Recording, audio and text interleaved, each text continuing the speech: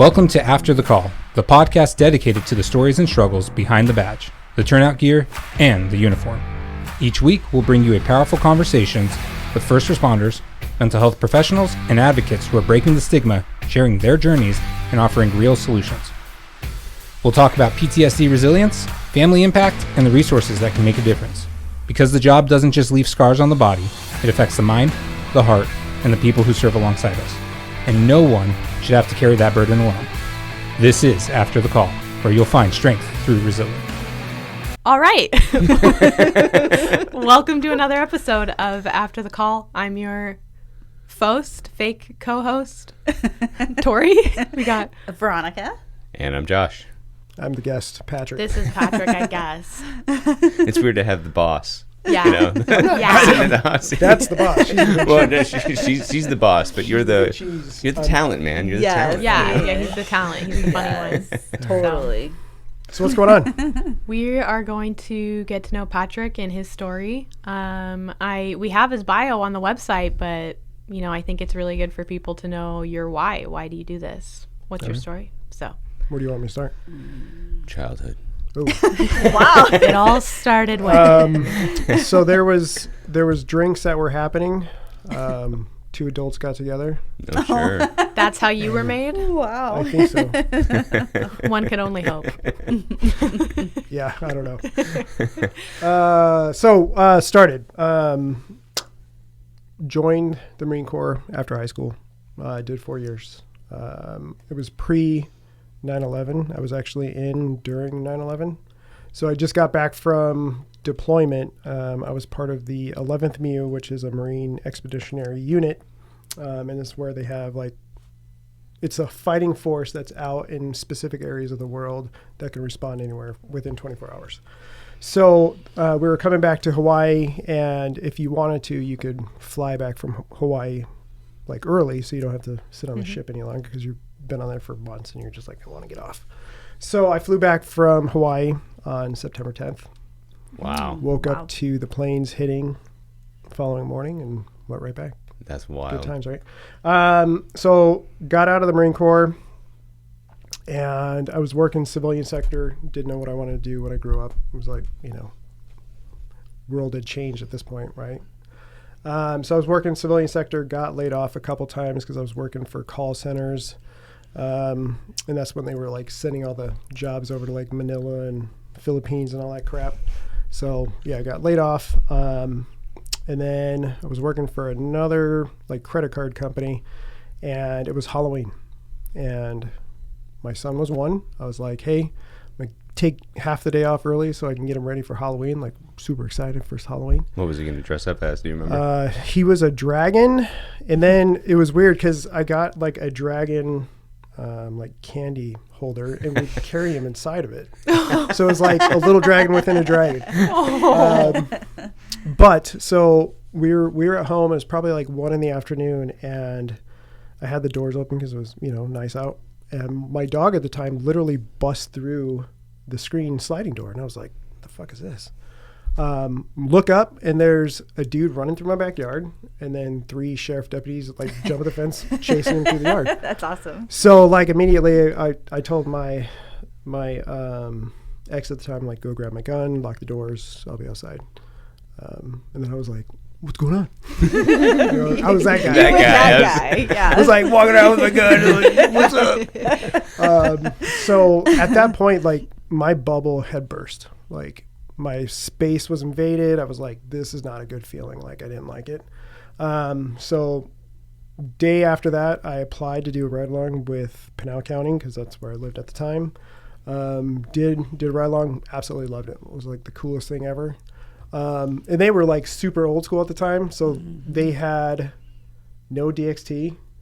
And as they would get the radio call, the guy had a voice recorder so he could listen to the address that they were giving us, so he could look it up and drive there. And I was like, wow, this is some fucking old school shit. So when you started, did you guys have MDTs? We call yeah. MDT. Okay. Mesa was normal. Oh, when I started, we it's didn't. the county. We didn't. Yeah, this was Gilbert county. didn't have it when I started. We literally had a notepad under our leg on the thing, and we would write all the shit as dispatch was giving it to us. Oh wow! Yeah, we had computers and stuff. Wow. Yeah, okay. we were What year did you start?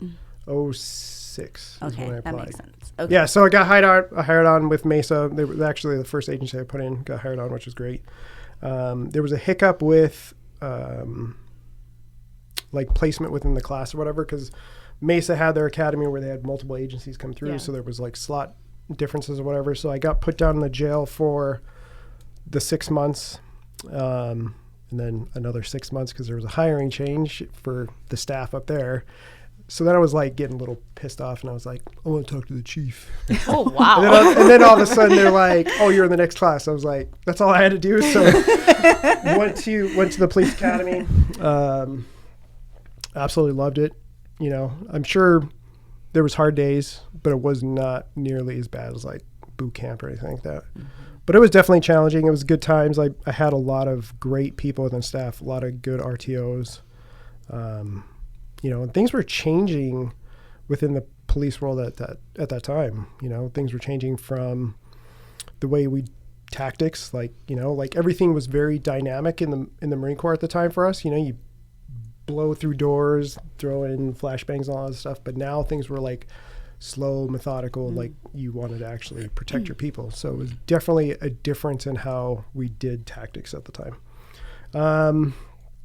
So day one, going from academy to the streets on FTO, dead body, Christmas Day. You know, went to a family's house. It was a Hispanic family.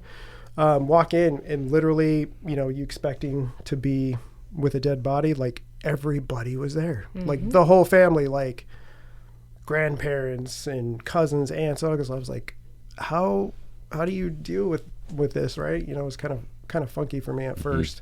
But then I realized it's the culture, right? So now I'm like trying to understand like how are you empathetic and sympathetic for people dealing with death on Christmas Day, but having everybody there. Was it like a natural type of death? Yeah. Or, okay, yeah. so Heart it was attack. expected or No, it was just a heart attack. But dude was pretty like middle-aged. Yeah. So I'd probably say it was unexpected, but everybody seemed to take it very well. Unexpected, but not surprised. Yeah. I would say he wasn't healthy. I mean, one, it's a heart attack, but he was a large fellow. Okay. So not healthy, but probably still unexpected. Yeah. Yeah. So that was kind of funky. You know, day one was like, fuck. Well, first of all, day one FTO on Christmas. Yeah, Christmas Day. Good times. Yeah.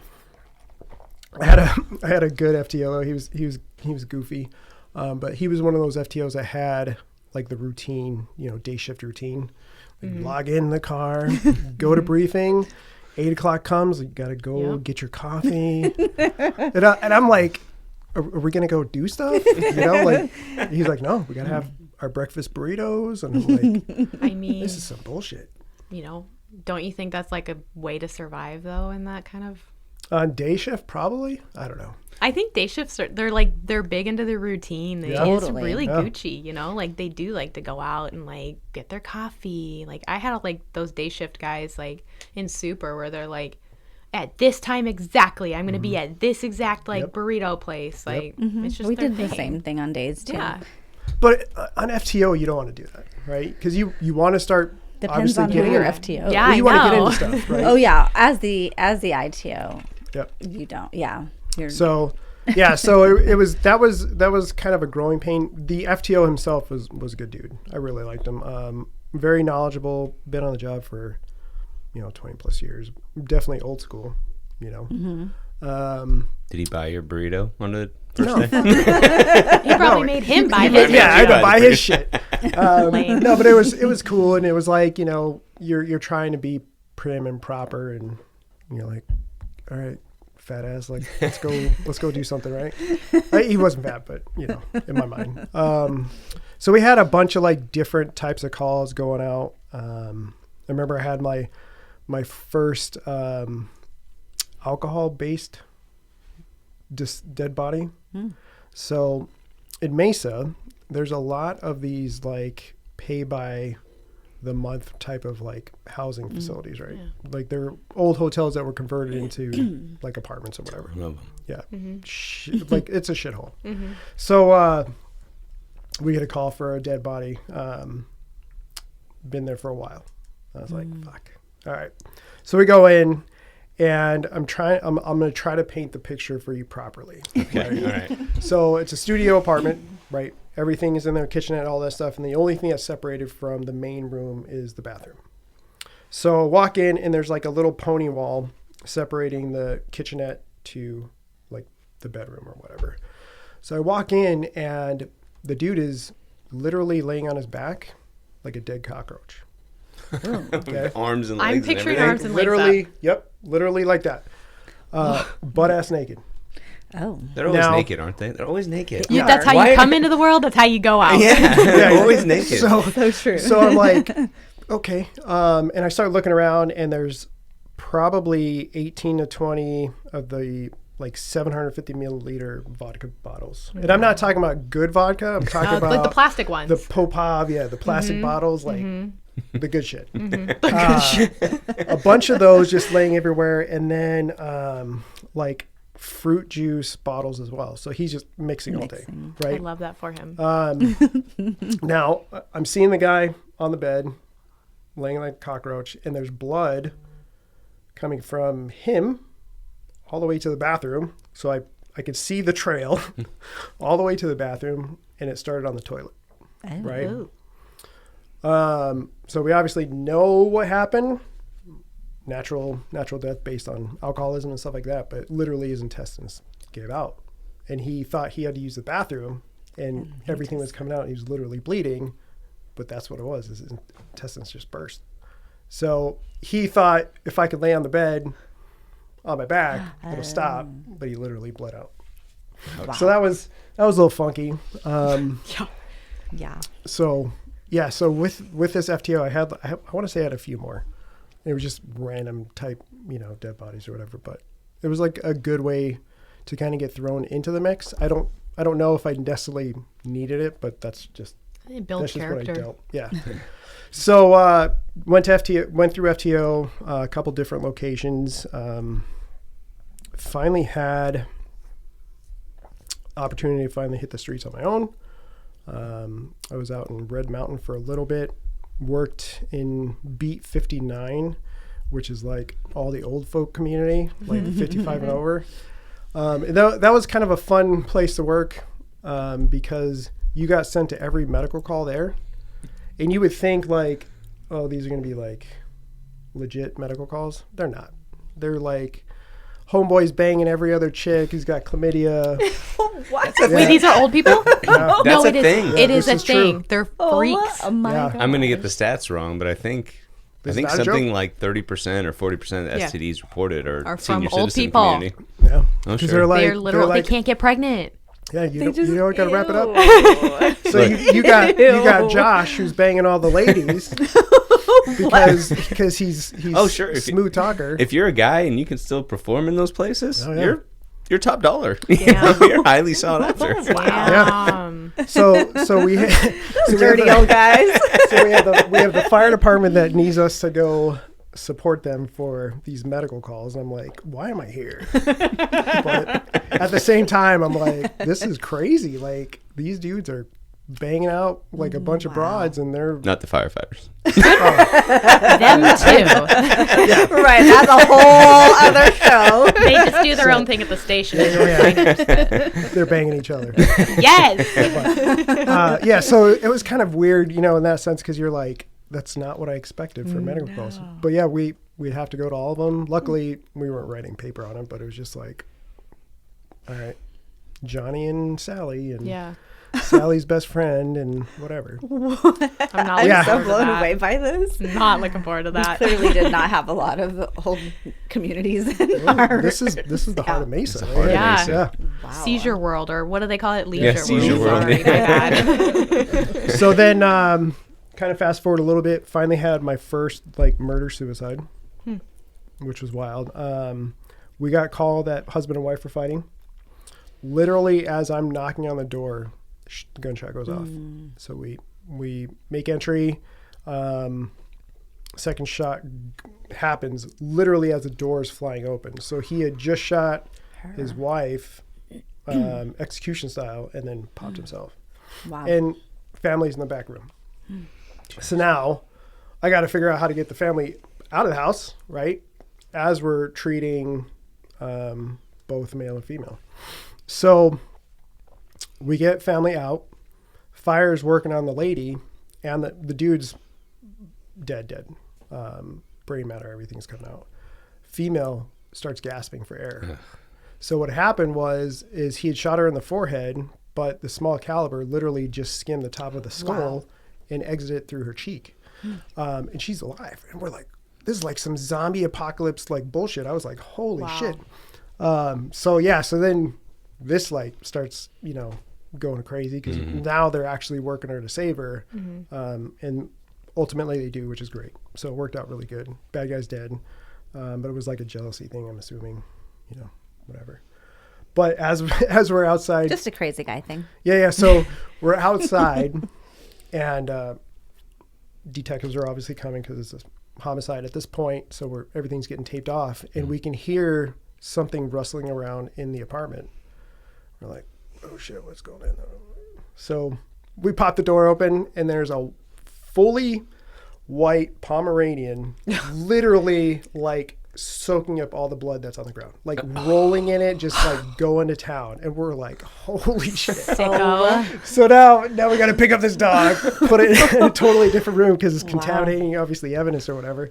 But it was just like, what the hell just happened with this? So, Did y'all wash him off or just throw him in No, the we just room? threw him His in. evidence, he bagged his ass up. He just like made a mess. I can't even imagine what that room looked like after. We like look over and they're like, the dog is like literally rolling in the blood and then licking the dude, and it's just like Gross. So they're like, hey, new guy, grab the dog. I'm like, all right. So throw the dog in the bathroom. He shakes off as you're picking him up. Totally. But yeah, I was like, this dog is awesome. So yeah, so kind of fast forward. Left that district, went to Central. Love Central, like the heart of Mesa, downtown area. A good mixture of crime. I mean, that's where majority of the stuff happens, right? Good times. Spent tons of years there. And then, do you guys remember the light rail system finally hitting Mesa? So they wanted a bike unit for that. So started the bike unit for there, and they called it a detail first. So there was 3 of us, and they're like, you need to prove yourself. So we were out with these Frankenstein piece of shit bikes. Like, they couldn't even buy us bikes at the moment. Like, they're like, hey, we have some bikes that we confiscated. Like, fix this shit Evidence together. room It's like the wet labs where they have all the alcohol they got. And you're like, So they're like, piece some shit together and make it work. So we did. And the 3 of us literally went to town, like from country club to the Tempe border. We fucking killed it on Main Street. Anywhere from like 8 to 14 arrests a day. I mean, just nonstop. We were arresting people for anything and everything because we wanted to push the people back off of Main Street during all the construction, because they put it right through the heart of Main Street, the rail system. Yeah. So they didn't want anybody to cross over it because now you're trespassing and the electric lines that they were putting in. So it was like this whole big deal. So anybody that was like out, we were like, what's going on? We were talking to everybody. And it'd be cool because they started figuring out when they saw us, like you'd see the whole mass of people just kind of disappear off of Main Street. And as soon as we roll by, they come back. What's it like to be on Hot Pursuit on a bad bike? I can't even imagine what his quads look like. Dude, it was awesome. Yeah, we chased down a dude on like a moped one time. He had stolen something, and we chased that dude down. You kept up with a moped? Yeah. Well, it's Main Street. Like, we're not talking about good quality stuff. Like, we're talking about tweakers that put some stuff together. So their moped was like your bike quality. So you Yeah, guys yeah. were both just going slow. so- Yeah. But it was funny because my buddy at the time, I was able to catch up to the guy and get him to slow down, and then all of a sudden my buddy jumped off of his bike like Superman style, so tackles him off. Like, it was cool. It's cool. But yeah, it was like start seeing Hutch type stuff sliding off the hood. Sounds incredible. Oh, yeah. Super cool. So then we were able to prove to the department, like, hey, this actually works. So they made it a full-fledged unit. We actually got some funding. We were actually able to buy like real bikes. So it was Nice. cool. They were all black and Did you wear the shorts or did oh you fuck yeah, I did. the mailman shorts? Hell yeah, dude! I would hike them up super high. You had like little 4-inchers. You're like Lieutenant Dangle. I was like new boot goofy. No, Yeah. no, they were like 5.5 inches. I don't know. That's Whatever, big. Whatever. Yeah. That's big. No, we're talking about shorts. Those are short as hell. I don't know. We're not talking about poses. Yeah. So 5.5 inches is big, man. yeah. So we put in for a grant, got some Tell money, yourself that. But. got some bikes. We were able to actually get more people on our unit. That's cool. Did that for a few years and left. Went to Graves. Graves is where it's at. Oh yeah. Totally missed it. Love it. And that's kind of when shit started going sideways for me. Started having more of the stressful calls, not sleeping, started, doing all the crazy stuff where, I'm telling everybody I'm all right, but internally I'm not all right. Started, definitely declining. Do you think it was more just the volume of calls now that, because daytime, right, you get a lot of paper type call, property crime type things. At night you have a lot more person crimes. Do you think it was just a shift in having more of those type of calls, like the volume of it versus like how did it affect you differently from the day shift ones versus the night shift Well, ones? shift work in general is just way I was different. gonna right? say, like on nights, your body is just trying to survive, right? So you're already running on empty. Yeah, so going from like swings where, you'd work like 2 to midnight, get home 1 or 2, stay up until 3 or 4, and then wake up at like 10 the next day, right? You're getting at least some action. The problem is you go to work as the sun's going down, and then you wake up, or then you work through the whole night, and then now you're leaving as the sun's up, and it's just like your body's like, Yeah.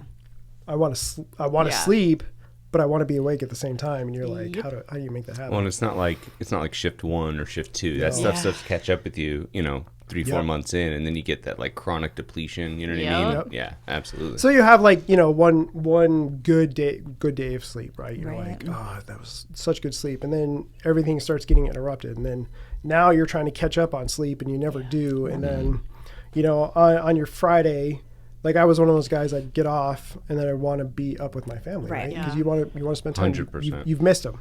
Well, do you sleep for a little bit? Or do you just stay up and then stay a zombie the rest of the day and then try to sleep, Yeah. the following night? Right. So that was kind of a struggle as well. But that's when I started having some of my major calls too.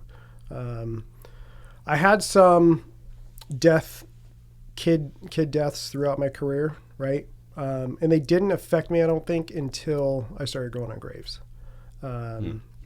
So right before I left the bike unit, we were on Main Street, and you might know this address, 630 West Main, the Knights Inn. Oh. Great bullshit hotel, right?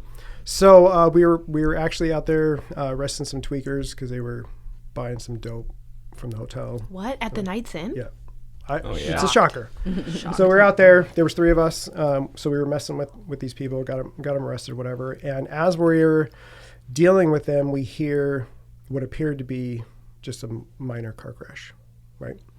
So as we're wrapping things up, my partner and I were like, hey, the third guy, you finish this up.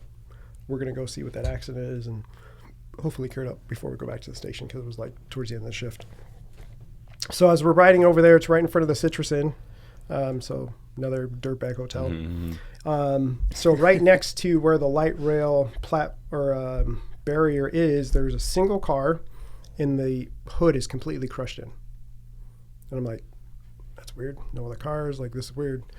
Door's wide open. Car's still running. I look over. There's a girl, like 18, 19-year-old, just sitting on the curb, just crying.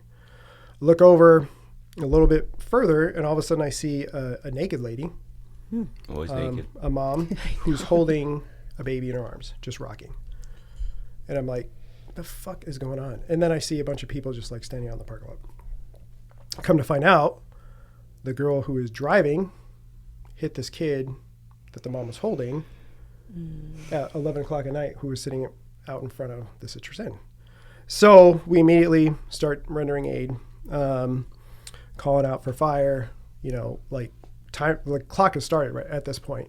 And as we're dealing with this, a fight is starting to break out between the patrons of the hotel. So there's two of us. One's doing CPR. The other one has to now separate the fight. And then we switch. Right. So we're tag teaming, trying to obviously render aid and do all this other stuff. And we're still waiting for fire to show up. So now I'm getting pissed off. Right. I'm like, we need fire here now. Right. Yeah. So fire finally shows up.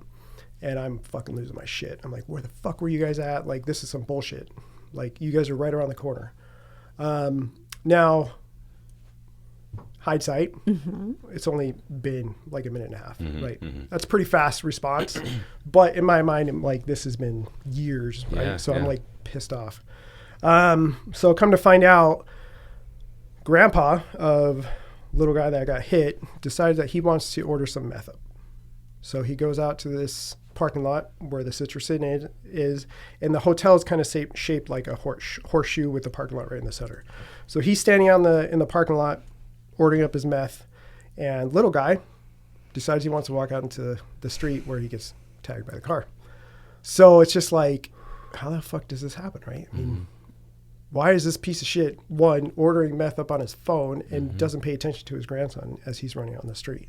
And then now it affects a girl who just got off of work, who was just like, I'm going to go home, high school student, and all of a sudden plows in this car or into this kid with her car, like just crazy stuff. So that kind of really affected me. It affected my partner more so because he had just had a baby. So he's picturing his daughter, and I'm picturing my daughter who's older now, but you could just, as soon as you see a baby on the ground, instantly your brain just goes to your kid. Yep. So it's kind of weird. We seem to get through it pretty well. I actually got invited to the debrief the following day with the fire department, which was cool because I was still pissed off at them. I was like, you motherfuckers. But we were able to actually talk about it. And they explained their side of it, I explained my side of it, and we understood each other's perspective of it. And we apologized and shook hands and kumbaya and the whole thing, right? But it was one of those things like, at that moment, you should have been there when I'm calling for you. Like, make that shit happen. But, looking back at a minute and a half is pretty fast. From getting the call, loading up, and getting to where we're at, that's pretty legit. Yeah. So I definitely gotta thank those guys. They did everything they could. Unfortunately, kid was brain dead. We went and saw him the following day at the hospital, drop off, some teddy bears and stuff like that. And he was like a full cast. Like, it was just shocking. Yeah. You never expect that. But unfortunately, they were just literally waiting for, I think, birth father to show up from out of state so they could pull like the plug. So it was just all around just super sad. Yeah. So that night we're driving back from the hospital and we get a call. Kid got hit on a skateboard at Riverview Park. So we're like, hey, we're right around the corner. First one to show up, kid's fucking dead. Just got hit. He was riding a skateboard across the street from Rio Salado from the park, and it was just, the light was out, so it was super pitch black. Dude just got smoked on a car. Yet again, simple mistake. It wasn't the driver's fault. It just happened, but it was one of those things like could have been prevented. I don't know, but it was just like, so now we have back-to-back deaths.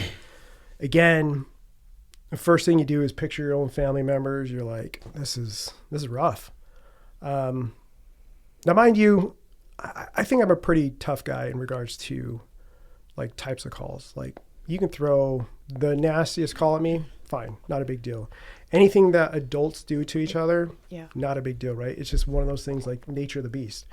You throw a kid in the mix and all of a sudden things get super squirrely and you're just like, this is not right. It's the thing that always bothered me on calls, because obviously the fire department most of the time shows up after you guys have been there for a little while, right? And even when it is adult violence or, domestic, whatever, it's always the kids on scene that are like just wearing diapers. Diapers are a little too fuller than they should be, you know, and they're all upset. Dad or mom's getting arrested, you know. Even when it's not crimes against, it's just always the kids that are just like confused, scared, and because they're kind of helpless and shitty. I think it sucks as a parent too, because you're just like, you know, like it's like ingrained in you to take care of them and stuff, so it's hard.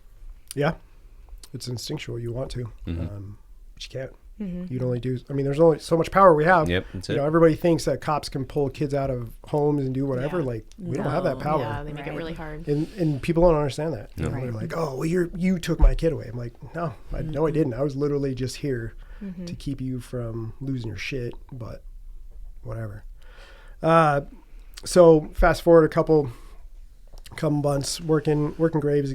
Like I said, when I transitioned off of bikes, and my partner at the time, he was getting ready to have a baby.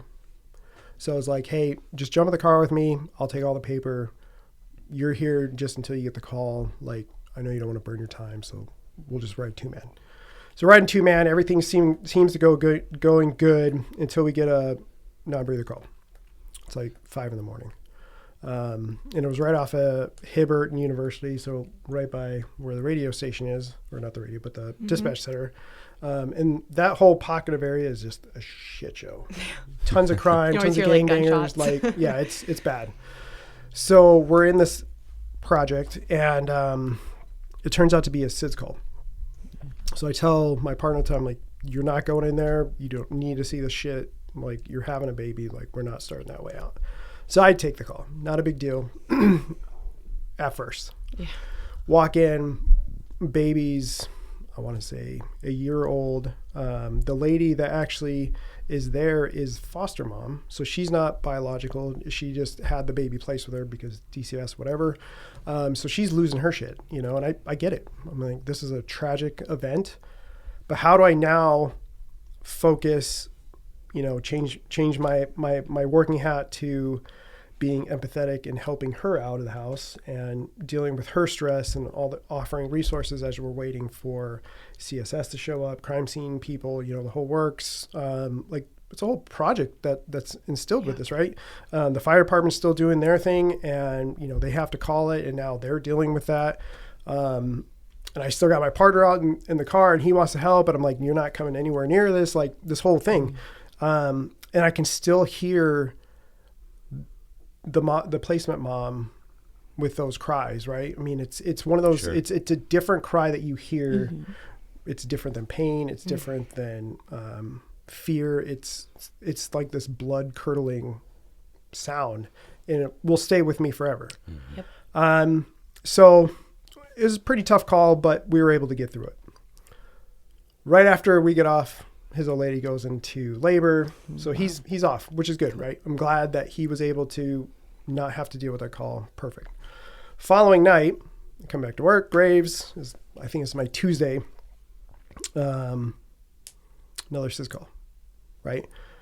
For some reason, though, this time, fire transports the baby to the hospital. So I don't know if there was possible signs of life or whatever, but there was something there that they did a transport to the hospital, even though they were like pretty sure that this was going to be. Wasn't my call, right?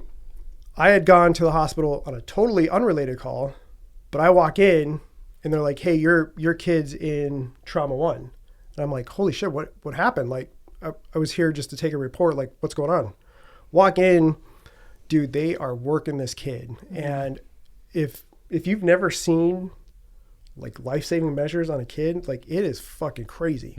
Like, you're seeing big burly dudes like just crushing this kid, and I'm like, what is going on? I'm like, that's not my call. And like, you're here, bro, we need to figure this out. And I'm like, all right, so now I'm, you know, reaching out to dispatch. I'm like, I don't know whose call this is. Like, we need to get some information. They're trying to get some information about what's going on. So I'm like watching everything going on, and finally the doctor looks at me, he's like, no, we're done. And I'm just like, what the fuck just happened?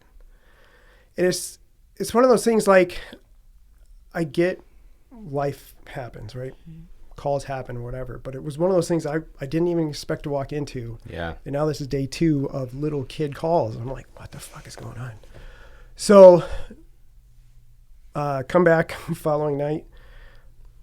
Good night. no kids, no crazy calls. Like, good, we're good, right? Things are starting to look up. Come back on my Friday, writing paper at the station, actually like in the parking garage, because it was like 4 a.m, so super quiet night or whatever. All of a sudden, get another call, non-breather call. I'm like, all right, first one to go. Night's in again, so it's like right by the station, not super far. First one to show up. Now, this is August. It's warm, even though it's 4 o'clock in the morning. Like, it's still warm out. So as I pull into the parking lot, I see a red car. I want to say it was like a Volkswagen Jetta or whatever, parked in the driveway, but not in any spots, just literally in the parking lot. Back doors are wide open, and I see a dude just walking, talking on his cell phone. I get out of my patrol car, and I find a baby literally laying on the hot asphalt. Not a car seat, like literally on the fucking asphalt. So the asphalt's still 100 degrees. Exactly. It's middle of summer. And then I see in the back seat of the car, like a 3 or 4 year old kid just crying. And I'm like, what the fuck is going on here? So immediately jump into life-saving measures for the kid, put him on my forearm, start doing compressions, and blood starts coming out. And I'm like, his nose, mouth, I believe his ears. That's what I envisioned. And I'm like, holy shit. Right now, everything has stopped for me right then and there. Luckily, fire was already on their way because it was not a breather call. So they were there momentarily. But I'm still trying to do like CPR. So now I'm like wiping his face, doing more compressions, but it's like things aren't working like they're supposed to, right? They're like, that's not the manual that I learned on. Like there's something not right here, right? Yeah. So, and I can still hear kid crying in the back of the car. Now I have other officers that are showing up. I'm like, you need to go talk to this guy. And then fire shows up. They take the kid and rush him to the hospital. So at that time, like I'm literally fighting back the tears at this point because everything has just stopped in my world. Like I couldn't breathe properly. Like something was not right. Take a deep breath, get back into the game, and come to find out the kid was 29 days old, was actually birthed through a C-section. Mom was currently at the hospital fighting a huge staph infection from the C-section, and dad was the one taking care of little guy and the baby. He had slept with the kid in the bed, rolled over, and the pressure that was relieved when I started doing CPR was the blood that was coming out. The problem is that I knew none of this, right? Mm-hmm. So backtrack just a quick second. My sergeant wasn't working that night. We had a sergeant from a different district, like covering our area. And he had just found out that this was my third kid death within the week. He's like, you're going home. I didn't know that. He didn't tell me this, right? He just said, you're going home. Mm-hmm. First thing I said was, do I need to call my attorney? Like, what does this mean, right? I just saw this kid bleed, and now you're telling me to go home. Like, what is going on? So I go back to station, write my supplement report to the incident, and I go home. And my world just stops, right? This whole week that I'm home, all I can think about is how I killed this kid. Like, what did I do wrong? Why did this happen to me? Like, I did everything that we were trained to do. We get certified in CPR, every year. Like, what was different about this that I did wrong? Well, I didn't do anything wrong. The problem is the department never told me I didn't do anything wrong. So this whole week, I'm thinking I did this. And then at the end of the week, on top of not telling me I did anything wrong, they're like, now you got to go talk to the department psychologist or psychiatrist to get back to the job. So I was like, okay. So finally I started making some phone calls to detectives. I was like, please tell me what happened. So that's how I found out what really happened to the kid with the dad. So falling out. How many years on are you at this point? 14 or 15. Okay. 13, 14, 15. And that whole week that you're gone, nobody reaches out to you? Not your squad, not your own sergeant, like nobody? Not a single person. Okay. Yep. So not only the idea that I did something wrong, now I have the idea of the betrayal of the department. I have the idea of the betrayal of my peers. I have doubt and everything on top of like now grief is setting in, right?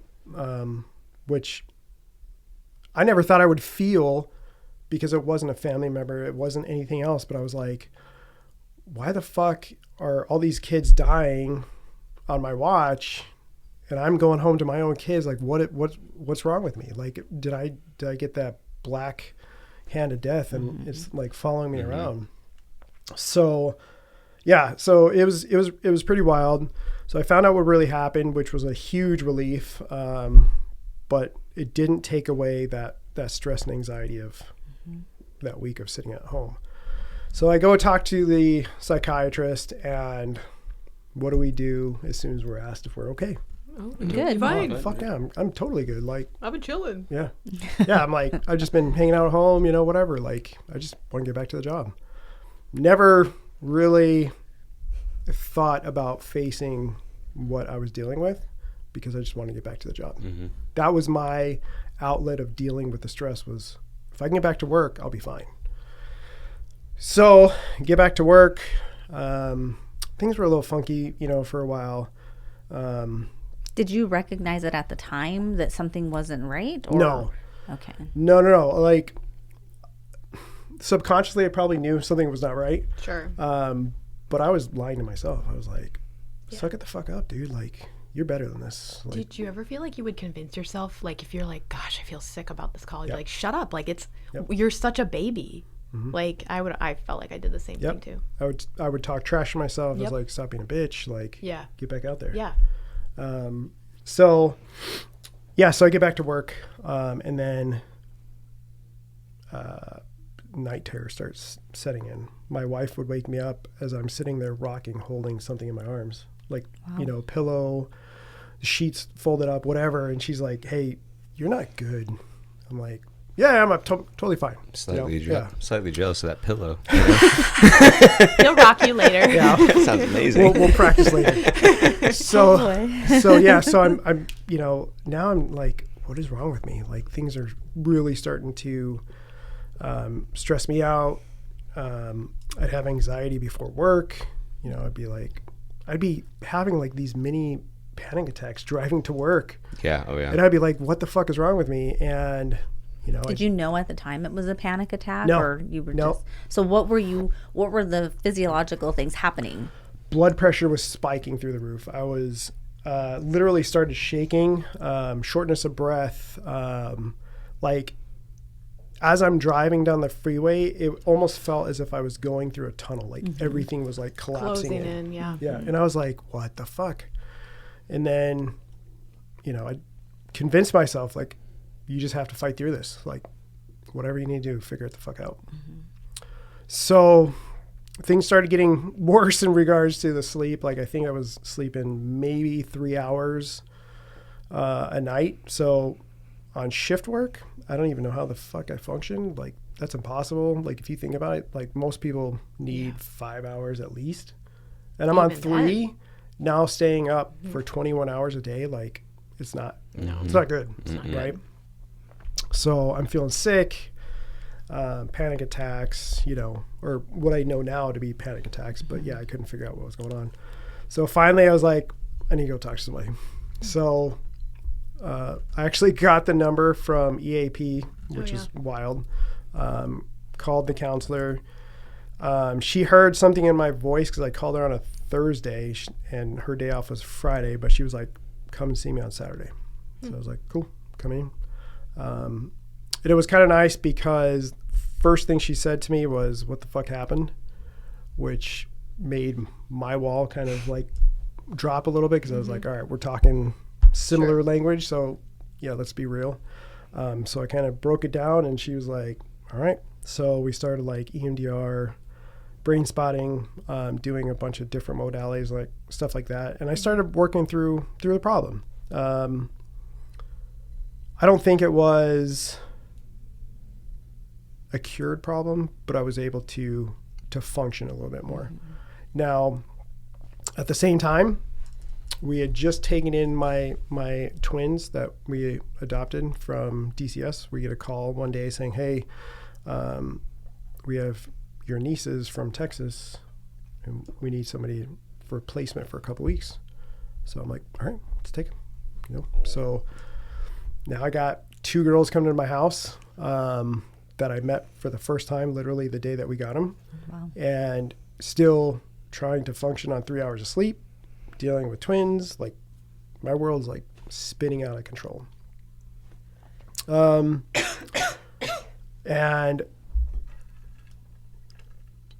I'm putting the best face forward that I can for everybody, but internally, like, my world is broken, right? Because we're trying to be tough at work. We're trying to show that we're not broken at work, so people don't look at you differently or judge you differently or all that other stuff. So I'm trying to put on that facade, but it ain't fucking working. And like, you my recognize wife, it at that point. Yeah. But it's fake as shit, you know? My wife's like, what's going on with you? Like, and to her credit, she doesn't even know, right? She just sees how I used to be and now who I am now, avoiding everybody, get home from work and I'm just stuck on the couch. Like, she's asking me like questions. I'm like, I don't know. Like, I can't answer those questions. Like, basic questions I couldn't even answer. Yeah. Like, my brain was literally shutting off. So went through a lot of the different counseling sessions, started seeing a naturopath doctor, like trying to figure out hormonally, like, what's wrong with me. Like, my adrenal glands were completely depleted. Like, my testosterone was like an 8, like literally an 8. Wow. And I was like, what the fuck? Like, we're supposed to be in the 800s. Yeah. Like, something's not right. Yeah. So then started on like different therapies and stuff like that, and started feeling better, which was great. Now I'm feeling like a human being again. Things are starting to work out. Problem was, I'd have more kid calls. And I was like, fuck, dude. Like, I'd feel better one day, and then it felt like as soon as I had that kid call, my world just crumbled. And I would picture my own kids. Now I have these 2 new girls in my house. I'd picture them in these types of calls, and I was like, what the fuck is going on? So I had started talking to my wife. I'm like, I don't know if I can do this job anymore. Like, things are rough. I know this is my livelihood, but the thoughts I'm having are not normal. The things I want to do are not normal. And I never told her the reality of what I was actually thinking, because I didn't think she could understand it. But there was times where I sat in my patrol car with my gun on my lap, and I was like, is this it? And I'm glad I didn't do it, because I'm worth more than that. And my family's worth more than that. But I know there are people that hit that limit, and that's what they feel is the ultimate decision they need to make, which is crazy. It's like their only escape. Yeah. Yeah. So... Well, and to be fair, when you're in that, right, you can't see anything different. This is what it's become, and this is how it's going to be forever. Yep. All the thoughts of like my family will be better without me. They can collect that money, and it's just like, would they feel better, if they had that money and then not have my problems anymore, you weigh those 2 things out. It is fucking crazy to think about. Like, how do you literally put it on the scale? What's crazy is that you can even make those logical arguments to yourself in certain places. You know what I mean? Like, right now, we all consider ourselves more or less mentally healthy as ex-first responders or whatever. Yeah. And so it doesn't make sense. But surely there's somebody listening right now that understands, like, you weigh those different realities. Like, they say the same exact things. And you'll start convincing yourself. Yep. You'll literally go to the point where you'll pull your firearm out and you're like looking at it and you're like, that's pretty fucking close, dude. Yeah. So, And hold on, go ahead. Jamie doesn't know any of this. no. She knows now. Oh, I was like, yeah, no. she's listening to this right now. And Yeah, she's no, like, I meant at what the the time. hell, Patrick? Big reveal. No.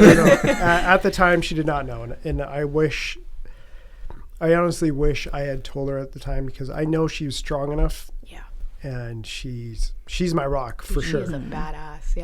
But at the time, I was like, she doesn't need to know, you know, and that wasn't fair to her. I wasn't being honest with myself, and I'm sure shit wasn't being honest with her. So yeah, she does know now, which is great. But yeah, when I had that conversation with her, though, it was hard, oh, yeah. because I could see the pain in her eyes. I could see everything change in her demeanor as soon as I said those words, and I can't take that back. I can't make her feel better and say, hey, I'm sorry. Like, that's literally how I felt. Like, I can't apologize for how I felt. But the idea that I put her through that pain is not fair, you know? I think you're being hard on yourself there too. I mean, what is a support system? You know Sure. what I mean? It's like, in a way, I would come home from shift sometimes. I mean, I think I told you guys I had this terrible Christmas call just a couple weeks ago, and it's like, I went home, told my wife about it, and it's like, you know, letting your wife borrow, or your support system borrow a little bit of that stress for a minute, and you know, you kind of process that, right? That 10% I'm going to give you, and it helps. It helps you for a moment, you know. Yep. But I don't think it's fair to like feel guilty Yeah, no. for using your support system. You know what I mean? I think Yeah. she would volunteer that every day Yeah. of the week to have you here. Oh, I 100%. think, like, as a wife, it's like, it crushes us to know how hurt you guys feel. And I'll take, 1,000 pounds of horrible information, like, from my husband, to know that it's given him a little bit of comfort. Well, right. And at the same time, it's like, if a husband or even your wife won't let you into that space, that almost Yeah. makes you feel like you aren't with them Yeah. step in step. But when sure. you do open them up, you'd almost rather deal with some of that stress as a Yeah. support for the person you care about than not be let in at all. Yep. right? And so up to that point, was she aware of how bad things had gotten with you? Yes and no. So she knew, obviously, that she saw me, woke me up multiple times with night terrors and stuff like that.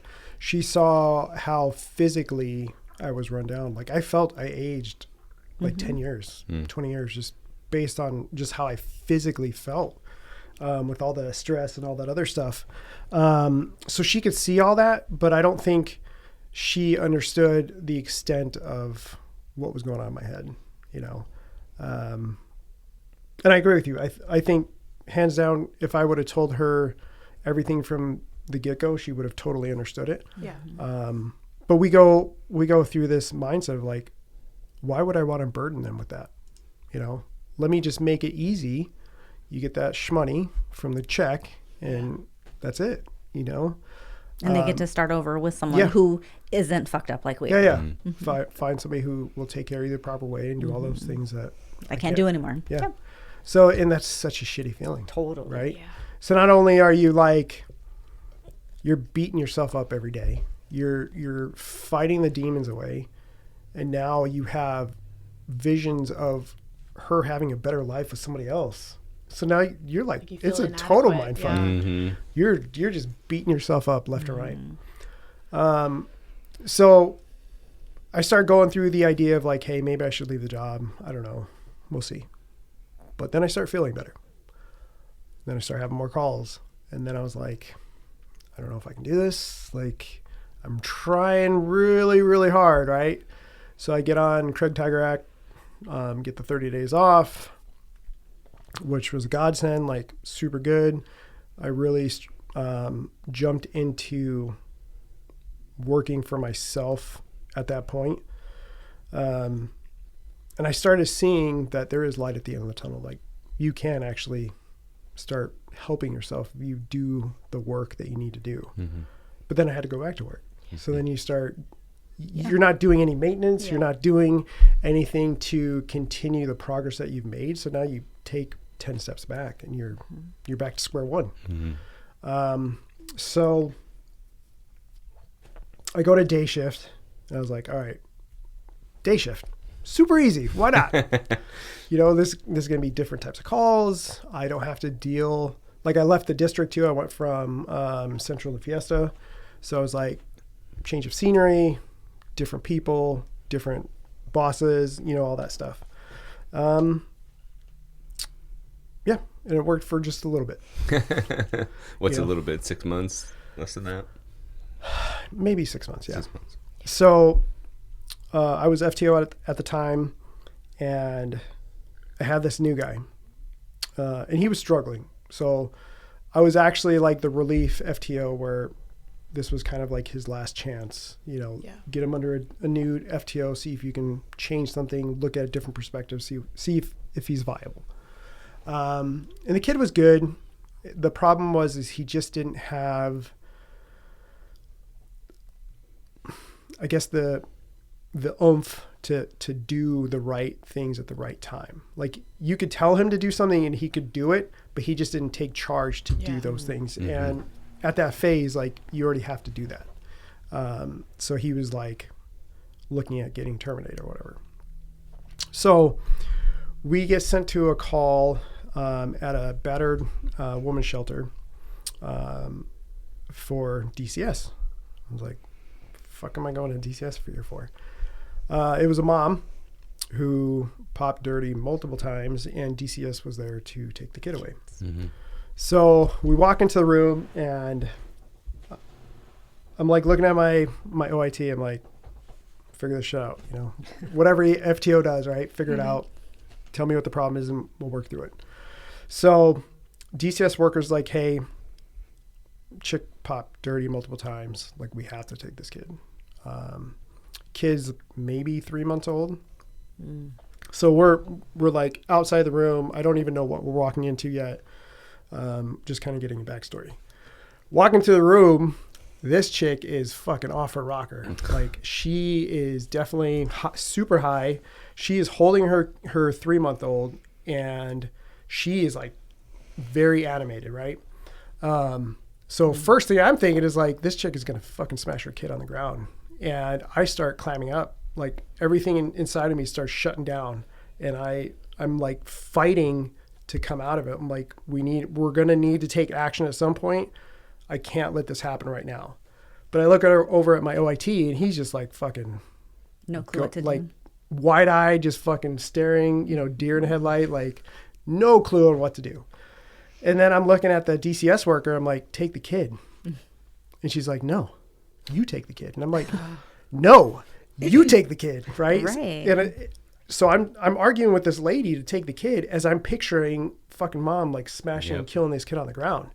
And I'm like really struggling through this call. Like, everything is in panic mode for me. Like, as if it already happened. Yeah. But I'm picturing all this stuff going on. So finally, luckily, somehow I convinced the lady to hand the child over. I'm like, hey, I know this is rough for you. I promise you, your child's going to be taken care of. You do need to do this, right? I can't take your child. You need to do the right thing and hand your baby over to this lady. She's here to essentially take care of your baby until you're ready to have her back, right?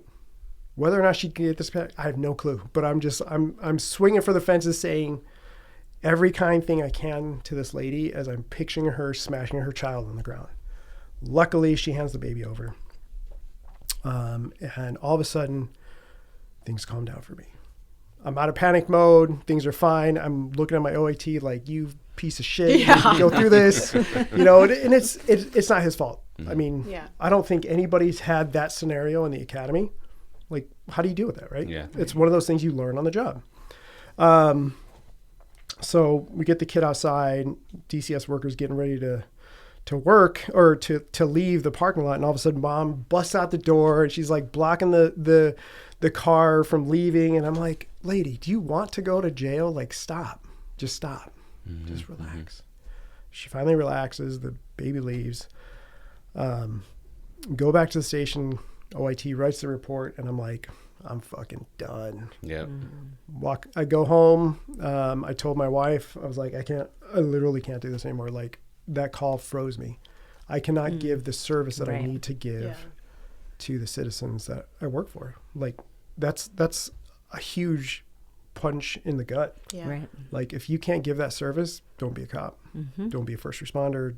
If you can't do that, you need to know when to quit. Like the second you have that doubt. Yep. So following morning, I go to my boss. It's like 5 o'clock in the morning. I'm like, you're nervous as hell, to have this conversation. I'm like, yep. I went there early, cleaned out my locker real quick before anybody else got there, waited for him to show up, and then had that conversation. I was like, hey, man, I love you, but I can't do this. Like, this is what happened yesterday.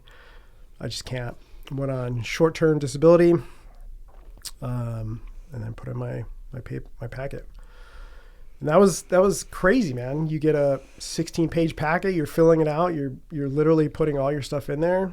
You send it off to the department in hopes that this will be passed through, and then she gets put on hold for a long time as you're waiting there. I put in my paperwork, and now it's a waiting game.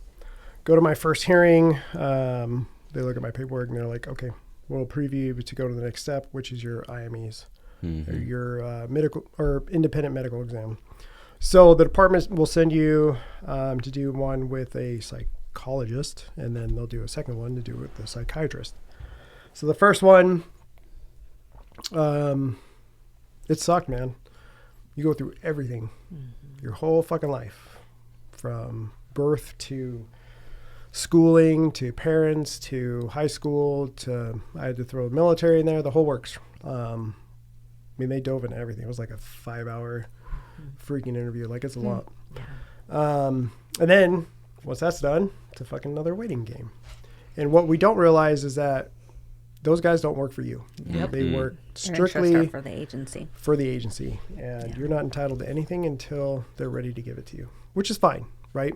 But it's one of those hard pills you have to swallow, and you don't know until you don't know what you don't know, right? So then I do the one with the psychiatrist, and she was super rad. Luckily, that one's a lot different because they're taking a lot of the information from your first report, then they just ask you some questions to further their investigation, and then they write their report. So both agreed, yeah, it's time to go. Got the PTSD. There's no medication for that, just so you're aware. And then, they send it back to the department, and then you do another hearing. They approve my retirement, and they send the information to the state. How many total years did you end up having? 17. 17 on the job. Just under 17, yep. And then, it didn't feel real until you finally get your first paycheck.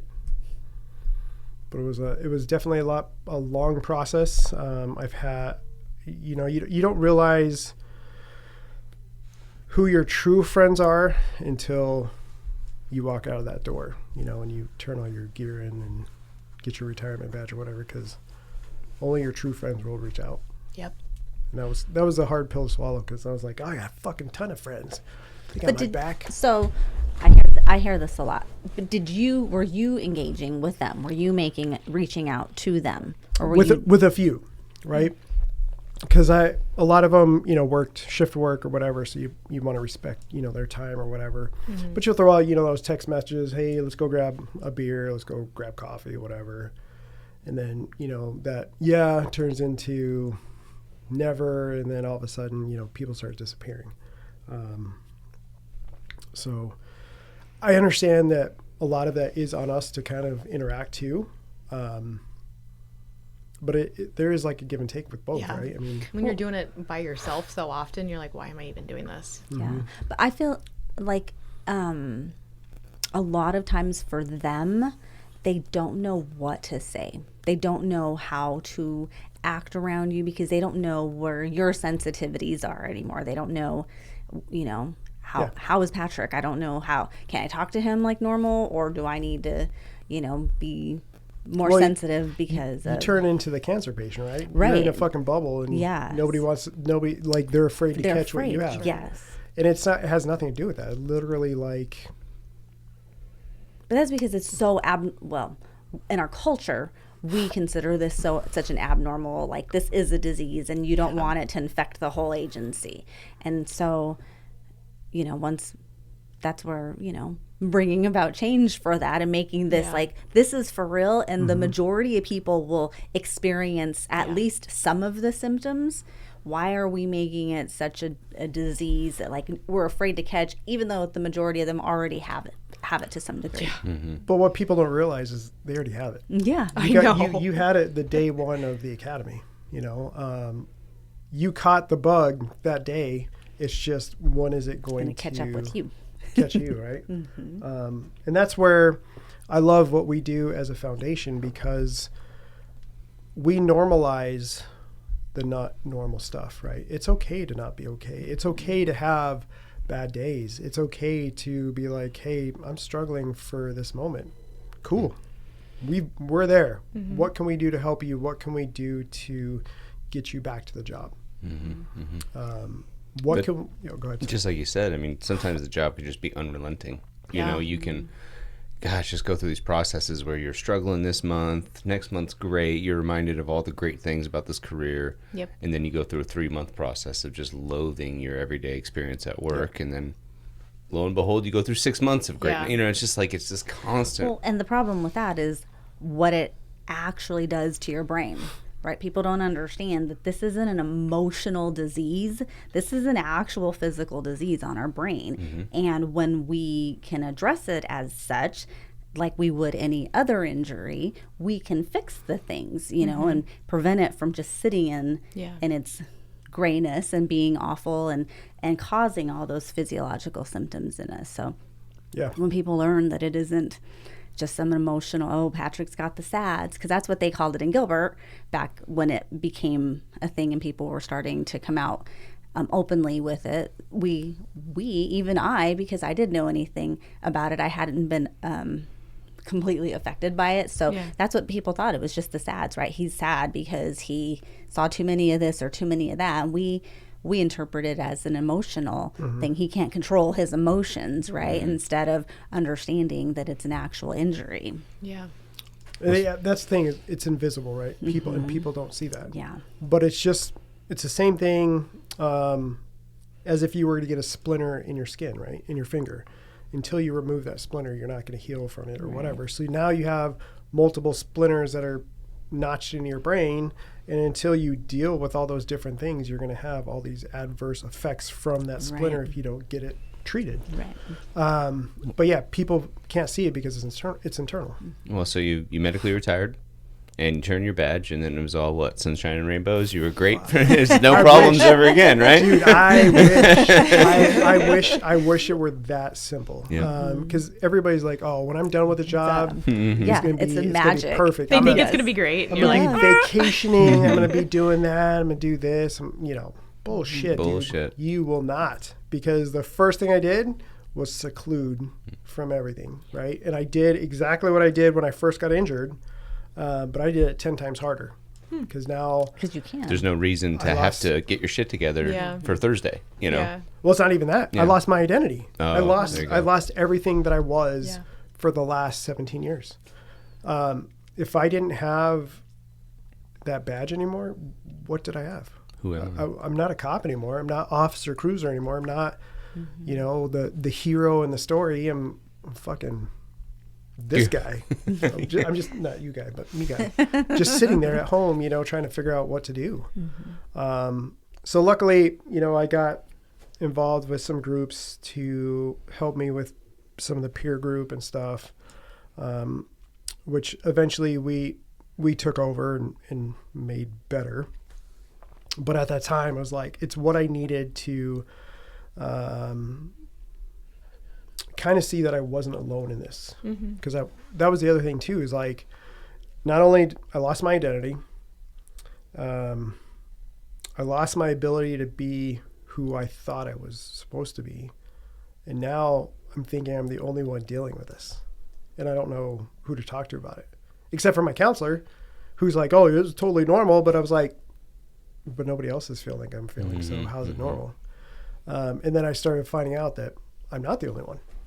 There's more, and there's in different portions of first responders are dealing with this same thing, whether it's law enforcement, firefighters, EMS, dispatchers, like the whole thing. Like we're all dealing with this, just in different ways, different portions of the calls, different whatever.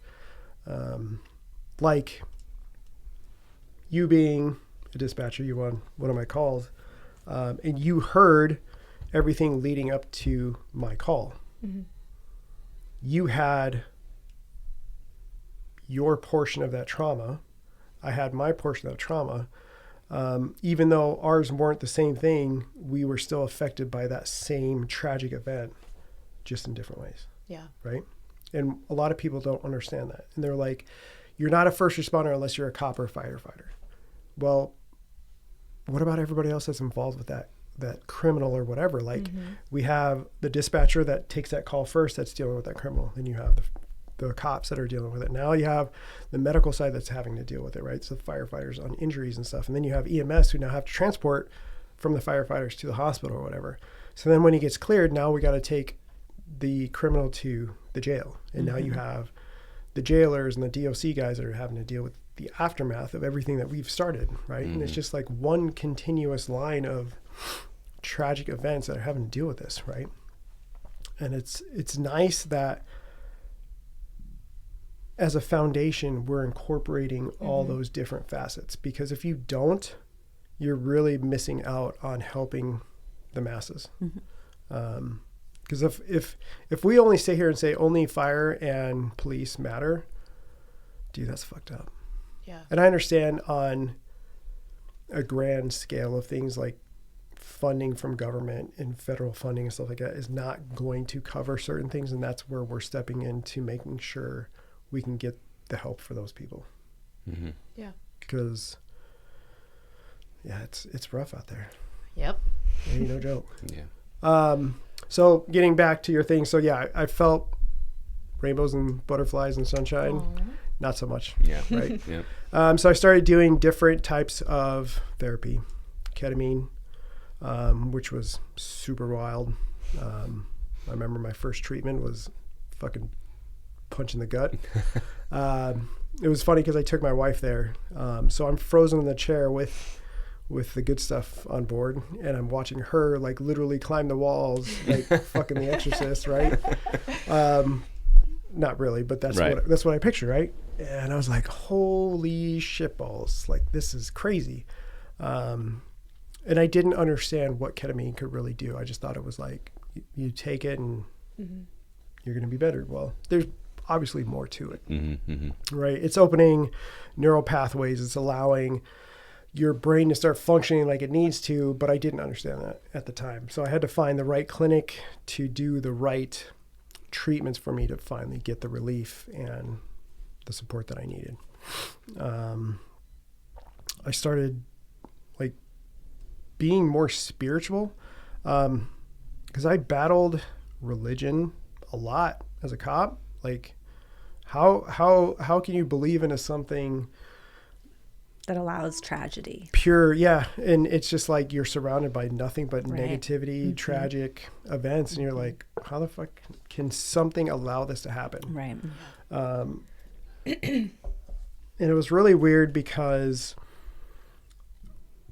even after the job, I was dealing with grief on the idea of like, how can these horrible things happen to these innocent people? Why not just me? Why not just take me, save all them, take me and deal with that, right? And then finally I had this great conversation with this person, and they're like, why not just change the idea of what you're dealing with to be a different narrative? I was like, what does that mean? And they're like, well, how about maybe you were placed in that situation for a reason? Maybe you had to be there with those people at that time because nobody else was there. Maybe that 29-day-old baby needed you to hold it one last time because dad was fucking walking off on the cell phone and the baby was going to die on that hot asphalt unless you were there to hold it. And it was rough to accept that, but it made sense. And then it started changing my perspective on these tragic events. Whether I wanted him to happen, no, but I accepted the fact on why I was there. Yeah. And then I had this weird thing happen to me at the gym. So I'm at the gym and this guy walks up to me And it's funny because shaved head, covered in tattoos. You know, he looks like one of those gym bros, whatever. Sounds like a dirtbag. Yeah. He's covered in So he walks up and he's like, "Hey, man, I got to talk to you." And I'm like, "What are you going to talk to me about?" He's like, before I tell you something, don't beat me up. Don't fight me. Like, I've been battling the idea of coming and talk to you for a while, but I need to tell you this message that I keep getting." Oh. And I'm like, "Fuck, like, you going to give me a discount on my car insurance? Like, what's going on here? Like, what are we talking about?" So he's like, "I don't know how I do it, but I get these messages and I get these things that I need to tell people. And something keeps telling me that I need to tell you this message." And I'm like, "All right, like, I don't know where this is going, but let's have it." And he's like, "Something keeps telling me you need to forgive yourself." And I was like, "What are you talking about?" He's like, "There's this kid that keeps telling me you need to forgive yourself." Wow. And I'm sitting at the gym, like, fucking crying that this guy's telling me this. And it made perfect fucking sense to me because I've been dealing with this whole idea of, like, this grieving over this child. And finally this child out of nowhere, through this burly dude with tattoos and shaved head, comes up to me. He's like, "Hey, this kid says, you're good. You know, forgive it." And I was like, wow. Like, that's when I started paying attention to signs and these messages that were coming through. Cause I was that type of dude that would look at something, oh, this is coincidental. Yeah. This is just happenstance. Like, it's not happening. So I started looking into religion. I was like, I need something of higher power to kind of show me the way. Cause I've always believed spiritually in God and stuff like that, but Sure. I battled the idea of, like, why did God keep having these bad things happen? So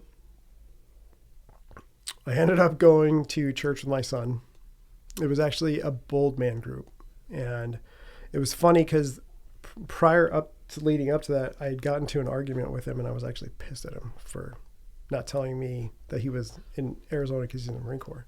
And I wasn't mad that he was here. I was mad that he didn't tell me he was driving here. So when I didn't hear from him, I was like, "Are you fucking dead on the side of the road? Like, are you in a car accident? Like, tell me you're here so I know you made it safe."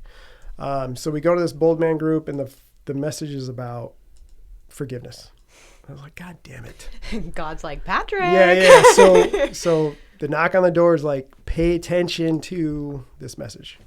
So I was like, all right, well, this makes sense. And then he's like, "Well, why don't you come back to church with me the next week?" And so I started going more and more. And every time I went, there was just a different message that resonated with me on paying attention to what's happening in my life. So fast forward a few months, I ended up getting baptized. And I just fall in love with the idea that things make sense for a reason. There's a higher purpose. There's importance to following something that spiritually guides you, whatever that may be. It doesn't have to be the same religion as me, whatever, but believe into something, that there's something better out there for you, like, because there is. Mm-hmm. So that definitely helped a lot with my healing. My service dog, Callie, has been amazing. I mean, I take her with me everywhere. Work, obviously podcast, wherever I want to, but it's one of those things, like, there's these organizations out there that will really help first responders with these dogs, and it will be a life-changing event. So, well, we're glad you've had the career and experiences you have, because After Watch is directly benefiting from everything that you're up to. Yeah. Well, and that's the thing, is we can't do this without everybody here in this room, right? Everybody's got a different piece of the pie, different experience in life, different perspective, different role, different whatever. And it makes this fantastic foundation just jive well. Yeah. Right? Sure. I mean, I couldn't have done it with any fucking retards. And we're all a little bit retarded, but You more so than anybody. I'm sorry, guys. It was the red 40. So that's Red 40. So that's my story in a nutshell. Great, man. Questions?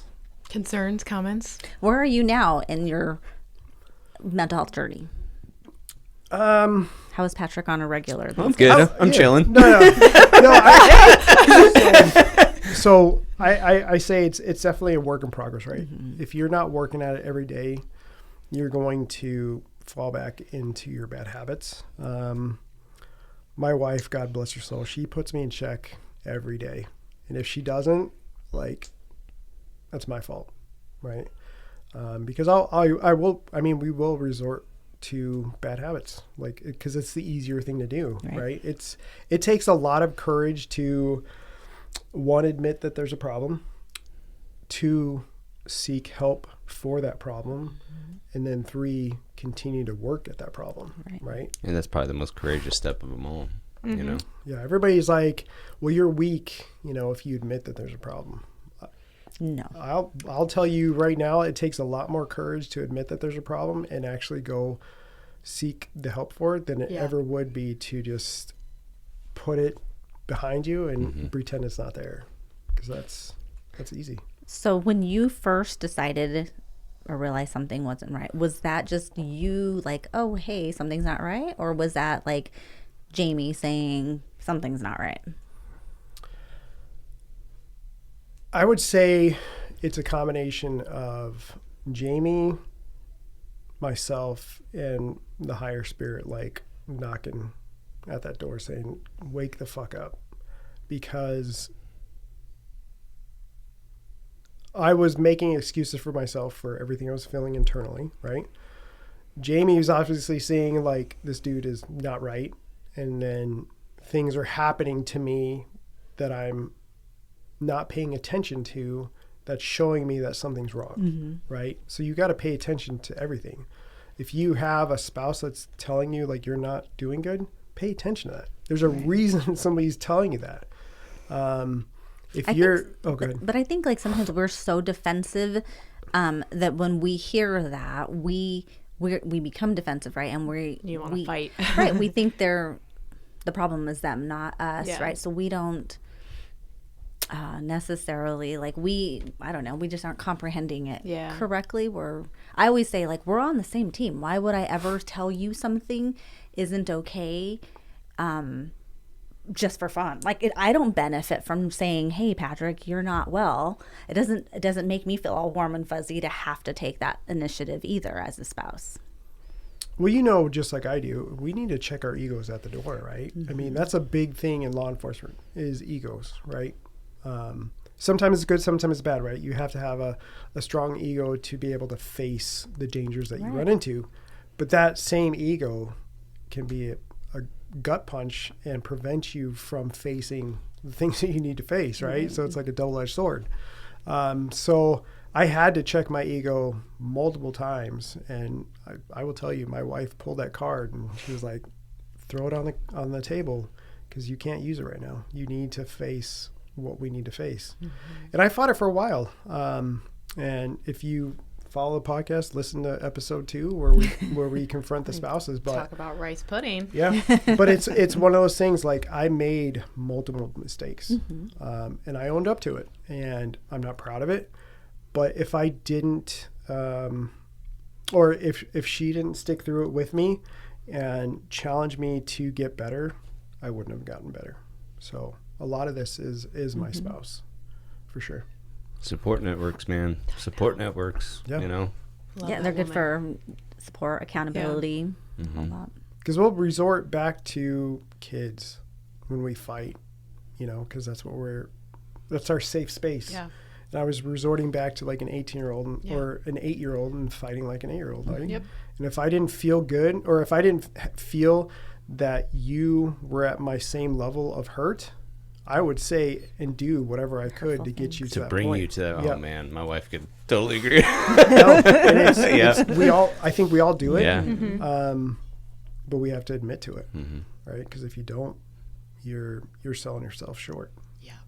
And you're affecting your spouse and your kids in a way that you should not be doing. Your kids and your wife should never feel that type of pain.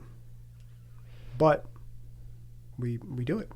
Right. Well, and I think from the spouse's perspective, it isn't overnight either. It is a progression. We notice the things, right? And we act in a sensitive way around you because we don't want to make things worse for you guys. And then, so by the time we're to that level, right, there's already been so many things, and a lot of them will either check out or they're just like, you get your shit together.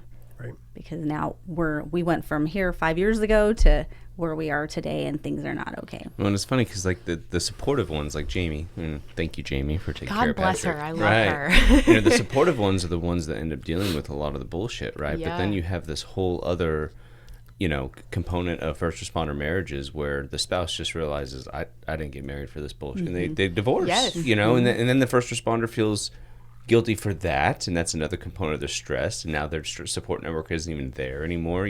So it's like, yeah.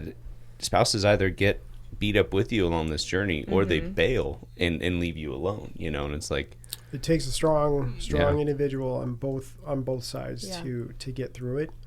And sometimes it is a day short, right? You're just behind the curve and you waited too long. The damage is done. Yep. And I get that too. I was married multiple times throughout my career. This one stuck for a reason.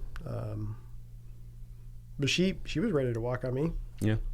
That was ultimately what got me to make some of the steps that I did, because I was like, why am I doing this again? Why am I allowing this person to leave after I caused all the pain and anguish? Like, why are we doing this? So, yeah. Luckily, she stuck through it. Luckily, I got my shit together. And the biggest thing is to do the work to maintain the effort you put into it. Right. Don't just stop, because everybody thinks like, oh, well, I feel better, so it should be good. Right. Well, you're not better.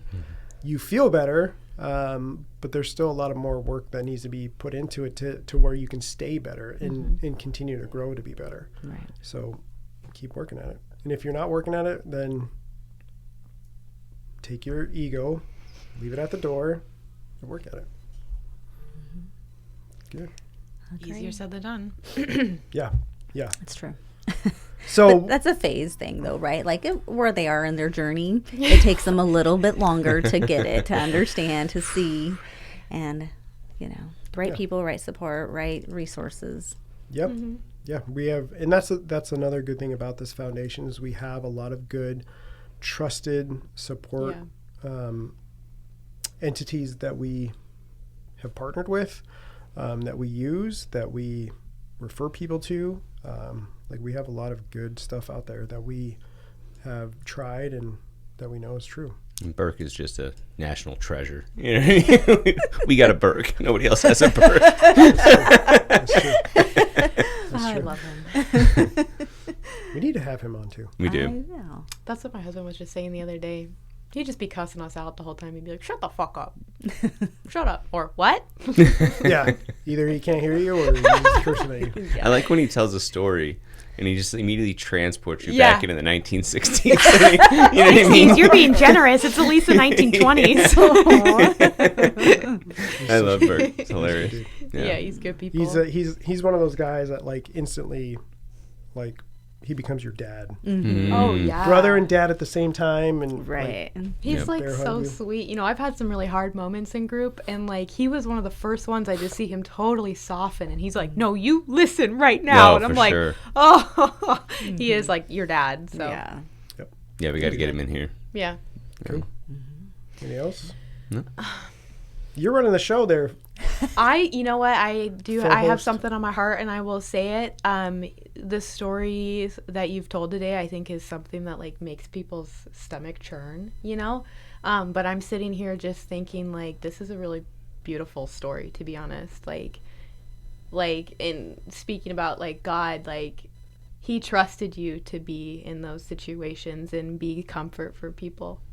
That's appreciate what that. an honor. I So, appreciate it. and now look at you, like changing lives. I'm like emotional because I love you guys so much. Yeah, But- this is truly a family. And if Yeah. you haven't checked out our group, check it out, because you walk into the peer support stuff or you know, the different events that we do, and we want you to be part of our family because we know everybody's struggling at something. Right. At some point, you know, we all need to be there for each other. Some people fight that a little bit more than others. But once you're there, then you're like, oh, I should have done this sooner. So, for sure. Yeah. Well, thanks for the kind words. Oh yeah, it was just sitting on my heart the whole time. I'm like, yeah, man, this is like, you know, it makes your stomach churn, but like, this is really cool that I'm sitting here and I'm like, wow, what an honor. Not a lot of people can do that kind of stuff, and like, you're using your pain for, you know, a really good purpose. And I know just sitting in group, there are countless people that you have like probably saved their lives. I appreciate it. I know of one that you and I have talked to.